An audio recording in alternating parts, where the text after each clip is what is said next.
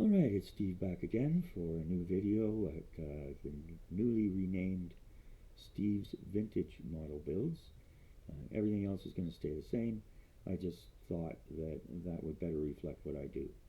Um, there's lots of guys out there, and some girls, who, they review kits, all new kits, and they build new kits and so on and so forth. So, um, I'm going to be building mostly vintage kits, not on purpose, but usually because they're the most reasonably priced and they're the subject matter that I look for. So today we have, well, I have a bit of an announcement in that I have moved the train room, and uh, the place next door to us was sold, and there was a nice big shop in there, but the guy who bought it has no no use for it. So he's going to let me set up the trains there and give me my own key and in and out, and he's only going to charge me for the heat and hydro or power bill. So it's all got electricity, and I think it's a propane heater. So I'll just buy the propane. It's no big deal. So that made my wife very happy. The 4x8 is out of the 10x12 room, and so I'm happy too, because I now have a nice big hobby table that I can put all my stuff on, and I don't have to pack it away, bring it out to the dining room table, pack it up, go back, and so forth. So I'm very happy about that, and she's happy too. Um, there's more space, and so yeah, it's great. And so there's that announcement, and it'll be going up again. I hope to have solved the audio issue by speaking directly into the microphone. I hope you will notice a difference. If the sound is still not good, please leave a comment, and I'll rack my brains some more. With all the research I've done and everything that I've tried, my educated guess now is it has something to do with how YouTube processes the audio. I don't understand any more of it than that. But I did watch one video where the guy explained he was actually talking about music tracks, but probably the same applies to audio tracks on the channel as well. So I hope this solves it. If it doesn't, well, I don't know what else to do other than appeal to those who may watch my video if they have any ideas about how the audio can be fixed. All right, so a couple little more housekeeping things. I had a little time on my hands a couple of days ago, so I built this. This is a 1/700 scale O-class destroyer from Tamiya, and I'm pretty proud of it. It's I don't know if you can see, I painted up the torpedoes, and there's all sorts of teeny tiny little pieces. It's not perfect, but I'm happy with it. And this kit actually came with two of them, so I can build the other one. That's an afternoon or 2 afternoon builds if you count the painting. So yeah, so all that's left now is the decaling, and so there's that. Some of you may have seen my series on the Matchbox 1/72nd de Havilland Mosquito build. For those who haven't seen it, there it is. It's not perfect either, but it's better than the 1/700. I really struggled with some of those tiny pieces.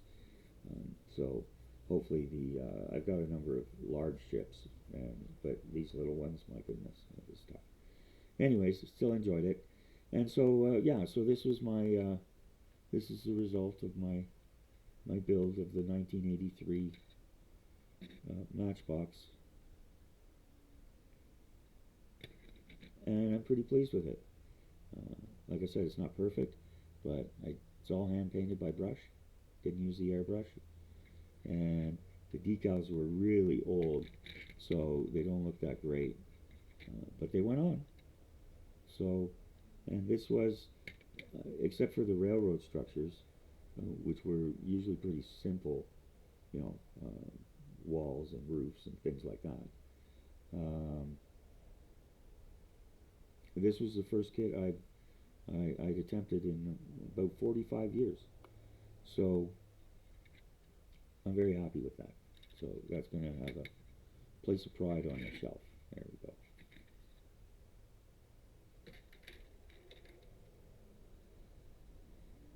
All right, and so I mentioned a couple of things to celebrate. The first thing to celebrate is I've reached 50 subscribers. I think as of yesterday, 51. Yay! So thank you all very much. I really appreciate it. Everyone's time is valuable, and I'm thankful that you choose to spend some of it with my videos. I hope you find them helpful and informative, and a little bit fun too. I am going to make one little change, and well, I don't think I'm actually going to do full videos of full kit builds. I've started the Spitfire. I primed it today, and with lacquer primer, and so that's going to sit overnight and dry. And I did the fuselage, the wings, all that stuff, and so it's ready to go. So we'll get down to that, and so I'll just be showing regular updates on that. If there is a specific technique or something in particular, then yeah, I'll film it and put a quick video up. I still haven't learned how to stitch them together yet. I think that might be a YouTube premium thing. Um, but anyways, so yeah, so thanks again to all my subscribers, and also I took the Yes It's Made for Kids off of the playlist for the mosquito. So it's perfectly fine for kids. It's perfectly safe for kids, as are all my videos. And but if you haven't had a chance to see it, and you know a young modeler, that little series was designed for someone, you know, as if it was your first kit. And as I said, for me, it was the first one in 45 years, so that was almost the same. So it's just that I know the tools and some more techniques. Um, so yeah, so it's step by step, full videos that show all the techniques, all the tools used, and even though Matchbox kits are hard to find now because they went out of business so long ago, there's plenty of great 172 and 176 kits out there, and that's really the best place to start if you're just starting out in the hobby. Um, you know, some people, and you know, it happens with the model railroads too. They go out and they buy all this fancy stuff, they spend all this money, and then they find they don't really like it as much as they thought. And so, I've always admitted I'm a model guy, and I love the model trains, and I'll run them. It'll be a lot easier and a lot better now, even with winter coming, to really enjoy them. You know, I can just go over there, run them for a bit, and that's all there is to it. All right, and the other thing we're celebrating is it's my birthday coming up very soon. And my beautiful wife sneaked off to our local hobby store, NRC Hobbies, in Nanaimo, BC. And she doesn't know anything about models. Except that I like them. So anyway, so she sneaked off, and she met with Matt, the owner there, and they talked about some stuff. And she got me this. Da da da! It's the Trumpeter CH-47A Chinook helicopter in 1/72nd scale. Now, I don't usually buy Trumpeter kits, or Hobby Boss, or any of of the mainland Chinese ones. Um, some of them are great kits. I've heard great things about Trumpeter. The only bad thing is sometimes they over engineer a little bit, and there's like a lot of parts. But that's fine. I don't mind that. There's nothing worse than spending money on a kit. You spend 30 or 50 bucks on a kit, and there's so few parts. It just goes together like that, and that's hardly any detail, and it's a real disappointment. So yes. And quite frankly, I just I'm a Tamiya guy to start with, and the Trumpeter kits are good. This is an older one, so it wasn't very expensive, but most of them are a little out of. I mean, I could spend the money, but um, I don't allow myself to spend the money. So I work within a budget, and then that way, if something really special comes along that I see that is expensive, then I have flexibility there. So um, there's flexibility in the bank account, but it's flexibility as far as restraining myself from ordering everything I see. Okay, so we've got the Chinook, and we'll give her a review here. The other reason I kind of avoid the Chinese companies is some of the instructions are just horrendous that I've heard. Um, and like I said, I've always been a Tamiya guy. The Japanese make great kits. The instructions are great, easy to understand. I'm not saying anything negative about Trumpeter, but I'm just saying as a general rule, they kind of have a bad reputation that way. So, anyways, so here we go. 1/72nd scale. Price. Shows the scale here. Uh, Model brief. Main rotor diameter 250.7 millimeters. So that's a fair span. So it's good they give you that, because you're going to need to know that for how much shelf space you're going to need. It doesn't matter if you're going to hang it from your ceiling, but if it's going on a shelf, the rotors are pretty big. It's a big aircraft. And then we've got overall length with the rotors turning 412 millimeters. Total plastic parts 140 pieces. My goodness. That should be fun. And total screws 5 pieces. There's a note here, detailed scale kit for adult collectors to assemble. Actual model may vary from image on the box. This looks like it was painted by an artist, but there's no signature on it. So, but yeah, I mean, it looks like it was painted by an artist. So, we've got the side view, the back, I'll read that out in a minute. Nice profile picture here. And then here you've got 2 profiles, and then from the overhead.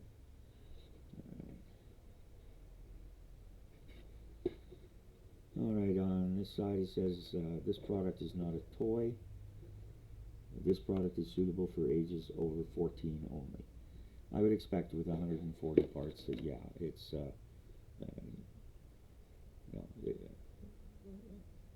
I wouldn't be surprised if there's some 10-year-olds out there that could do it. But, if you're younger than 12, I would say, get adult supervision. Do it together. It's a great way to bond with your dad or your uncle or your mom or your older brother or sister, whatever. Yeah, so. Okay, and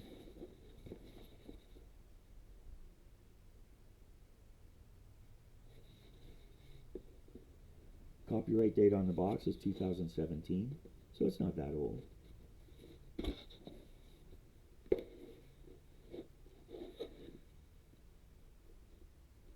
And this is, an iconic aircraft. It was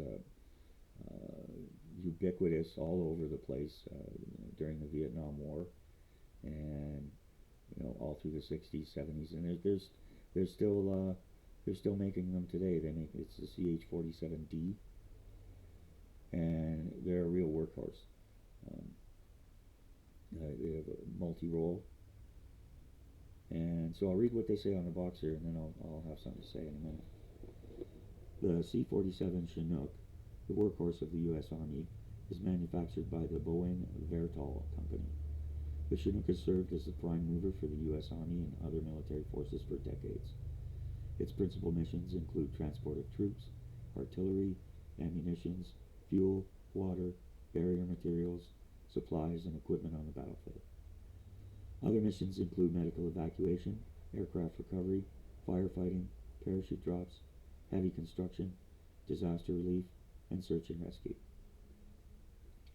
If you look at the design of this,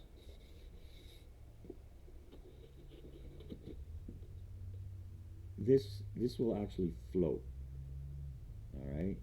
They said they use it for search and rescue. They also use it for special forces, SEAL Team 6 stuff, all that kind of stuff. And it will, for a short period of time, in the right conditions, it'll actually float. And they can also hover, just basically touching the water.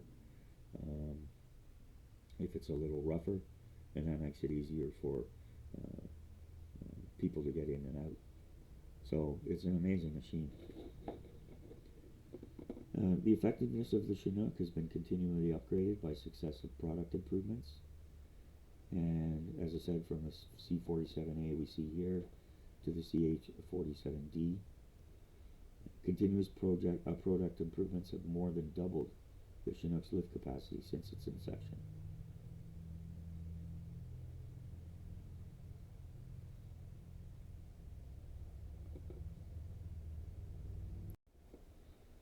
Maximum speed is 144 miles per hour with a ceiling of 9,000 feet and a range of 1,250 miles. Maximum weight 38,550 pounds. It's powered by two Lycoming T55L7 turboshaft motors, which produce 2,650 horsepower each.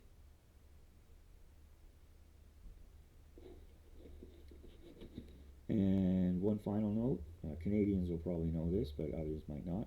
The Chinook is a native Canadian word for, it means warm wind.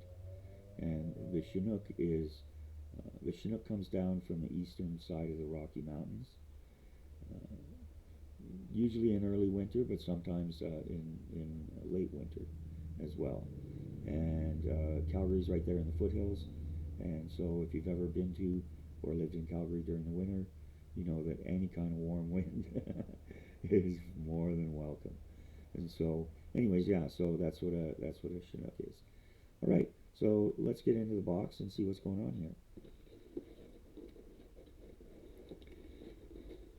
As far as rating the box and the packaging is concerned, obviously there was no shipping packaging, but the box is in great shape. No dents. It's a good sturdy box. Top lift. Instructions, set these aside. Alright, so we got some clear plastic here. This would be the windows, the side windows.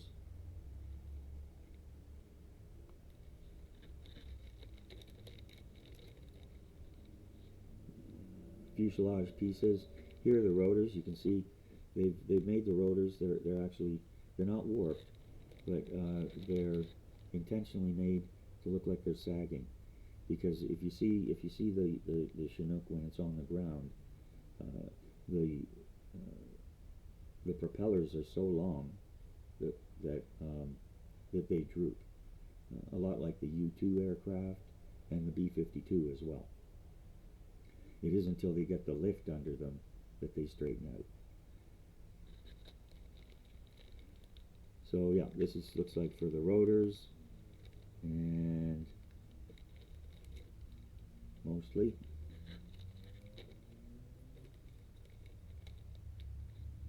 And here's the wheels, the seats, half the floor.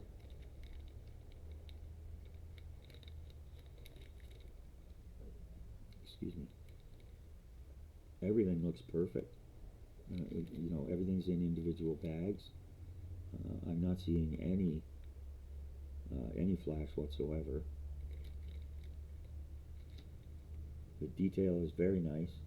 You can't see it here, but you know, you can see the floorboards here.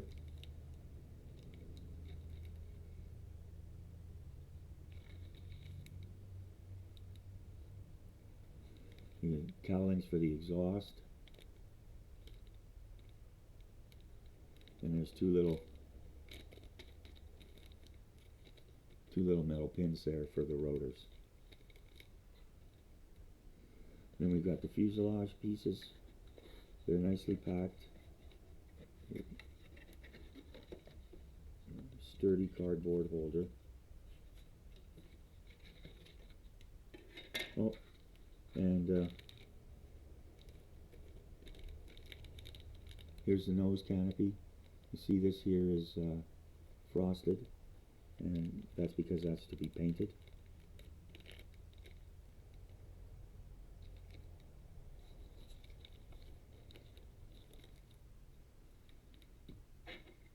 Since we have this out, let's give it a little fit here. There's a tiny bit of flash here.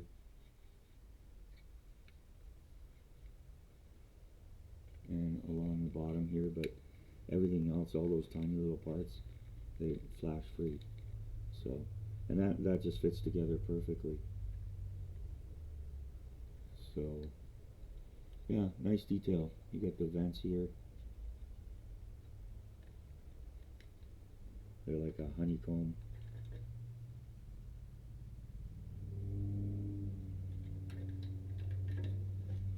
Put those back.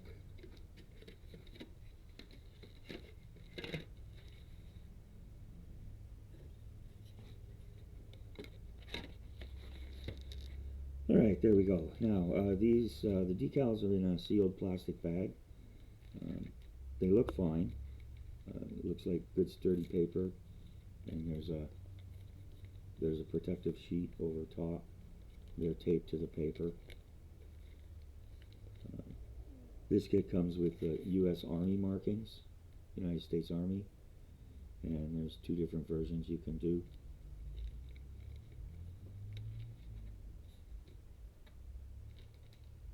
I would have preferred Marines markings, but hey, what the heck, right?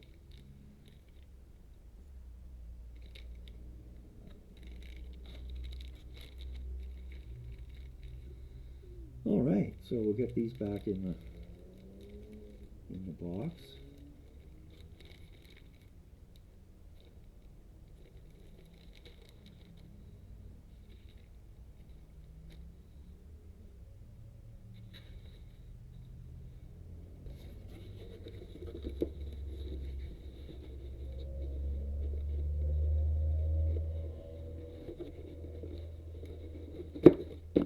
There we go.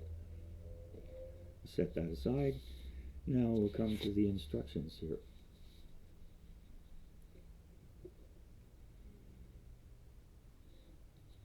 There's an insert here. We'll take that out. Oh, this is very nice. Glossy insert for all the decaling, painting and marking guide.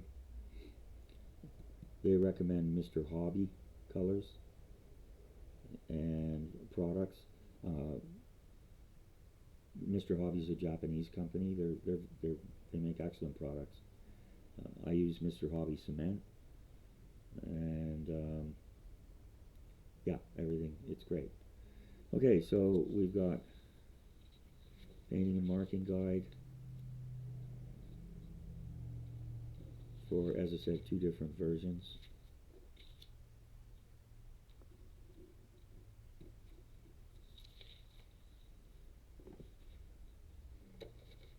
They give you the color code as well as the name, flat black, olive drab. This one, it's not a fancy painted. I don't think they ever painted them in camouflage. They might have for certain specialties, but I don't think so. Okay, so we've got a nice profile picture here.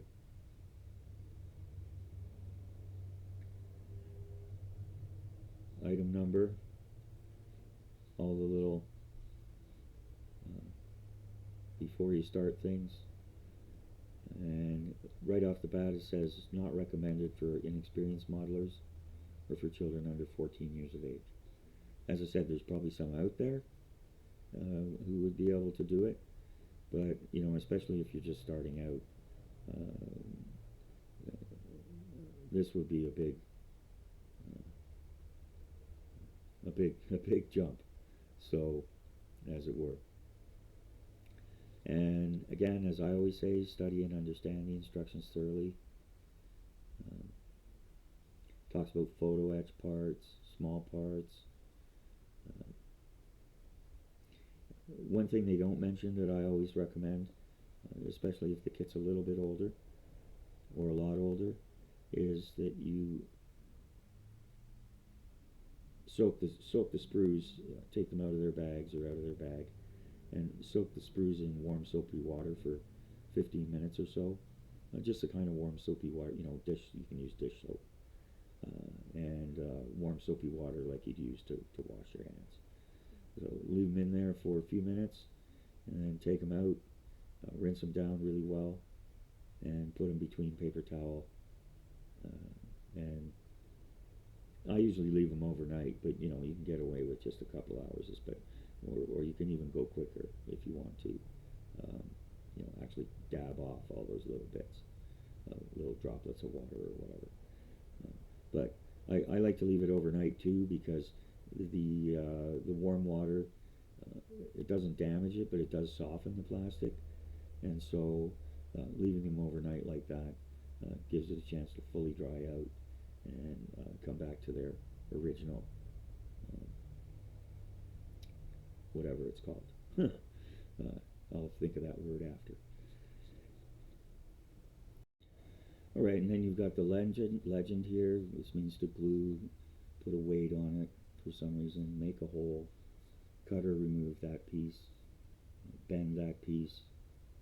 Bending the piece would probably be for like photo etch or whatever. File or sand the piece. Question mark is an optional piece. Cement with an X through it means no cement, and there's a special arrow that indicates where the decal goes. Then there's a short five-point list on how to apply the decals.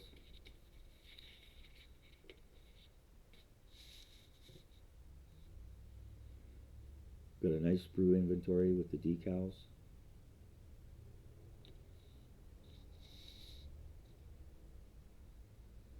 And then we get down to it. I think there's a total of 9 steps. As always, usually the first step with an aircraft is you do the cockpit area. Unfortunately, this doesn't have any figures that come with it, but I think I have a couple of 172 pilots lying around that I didn't use for whatever reason. I put the 2 pilots in the Mosquito because it was a nice big canopy. But even when I do like an open canopy, it depends. Normally, my figure painting skills, especially that size, aren't very good. So I would just slap the canopy on, or if it's open canopy, do the best I could to paint up the cockpit area. So it tells you here, both sides, gives you the different paints. Da, da, da, da, da. It's a fairly well detailed cockpit area. 2 seats, bulkheads for step 2.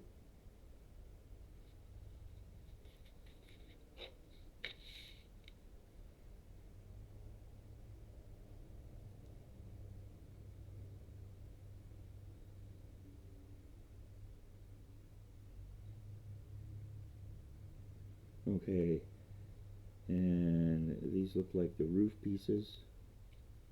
Put in the windows. Here's how to install the rotors, the floor.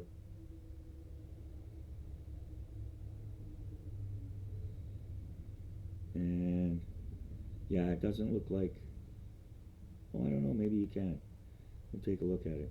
You might have the option to have the doors open, which would be really cool, the back door. And so, and you know, then we've got the exhaust.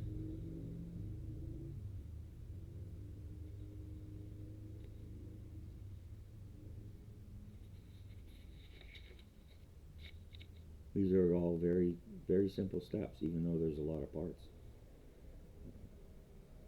Here's your landing gear, all these different little things. Tells you where to put it all, color to paint it.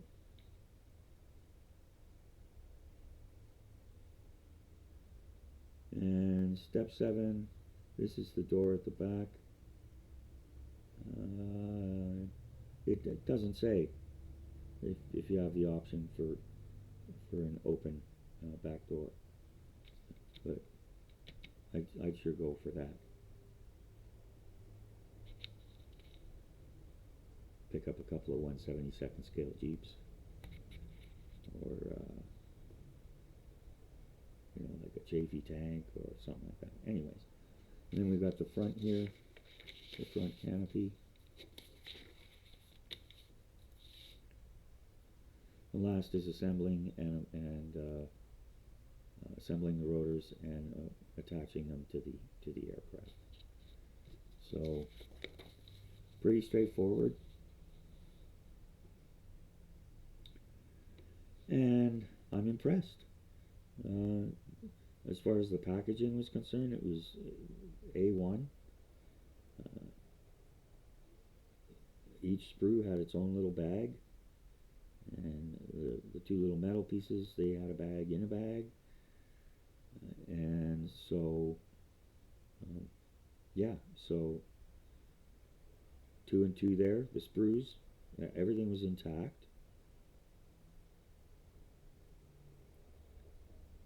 There didn't look to be any bent pieces. There were no pieces broken off.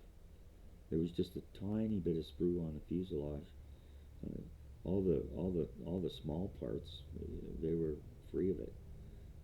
And you know, cleaning sprue off of the fuselage, that's easy.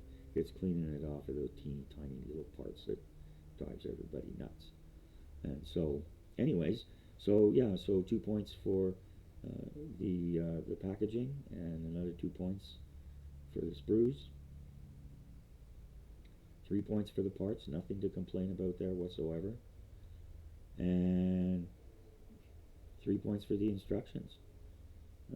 I'm having a hard time not giving this a 10. So I'm going to give it a 10. I see nothing whatsoever to complain about here at all. So I'll get down to that. It's supposed to rain for the next week here, pretty much. So there'll be lots of stuff going on. As I said, I've started the Spitfire, and I'll be giving updates on that as well. And again, if the audio on this is still not good, anybody, not just subscribers, but anybody who has any ideas about what I can do about it, I'd appreciate it. You know, YouTube's no help.